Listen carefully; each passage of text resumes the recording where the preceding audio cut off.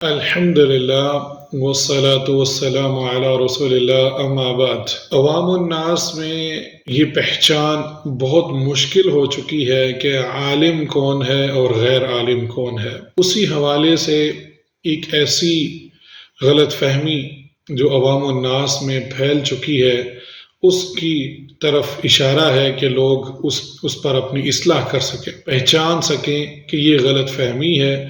ہم جس کو علماء سمجھتے ہیں وہ در حقیقت علماء نہیں ہے۔ وہ غلط فہمی کیا ہے کہ اگر کوئی عالم جو راسخون فی العلم ہے، اللہ سبحانہ وتعالیٰ نے صحیح معنوں میں اس کو عالم بنایا ہے، اور وہ اگر کسی سوال کا جواب نہ دے تو لوگ اس کو عالم نہیں سمجھتے۔ اور عالم کس کو سمجھا جاتا ہے؟ جو غلط فہمی عوام الناس میں پائی جاتی ہے کہ وہ ہر سوال کا جواب دے تو وہ عالم ہے۔ اسی حوالے سے ابو بکر الصدیق رضی اللہ عنہ کا قول ہمارے سامنے موجود ہے، جو موطا امام مالک کے اندر صحیح سند کے ساتھ موجود ہے کہ ای ارض تقلنی و ای سماع تظلنی اذا قلت علی اللہ ما لا اعلمون۔ کون سی زمین مجھے پناہ دے گی اور کون سا آسمان مجھے سایہ کرے گا اگر میں اللہ کے دین کے بارے میں وہ بات کہوں جس کا مجھے علم نہیں۔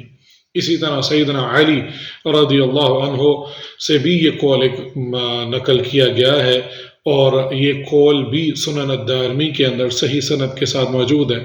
اذا سئلتم عما لا تعلمون فاہربوا، کہ اگر تم سے کسی بات کے بارے میں پوچھا جائے اور جس کا علم نہ ہو تم اس سے بھاگ جاؤ۔ تو پوچھا علی بن ابی طالب رضی اللہ عنہ سے کہ بھاگنے سے کیا مراد ہے اے امیر المؤمنین؟ تو انہوں نے فرمایا کہ اللہ عالم کہہ دو۔ پھر اسی طرح سیدنا عبداللہ ابن عباس رضی اللہ عنہما اور سیدنا عبداللہ ابن مسعود رضی اللہ عنہ سے بھی یہ قول نقل ہے، من افتی الناس فی کل ما یسألونہ فہو مجنون۔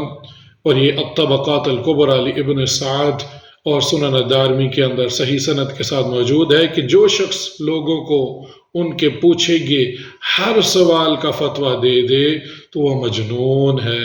اللہ اکبر۔ تو یہ اقوال میں نے آپ کے سامنے چند رکھے ہیں، مزید اور بھی اقوال ہیں لیکن ہم اس پر ہی اتفاق کرتے ہیں۔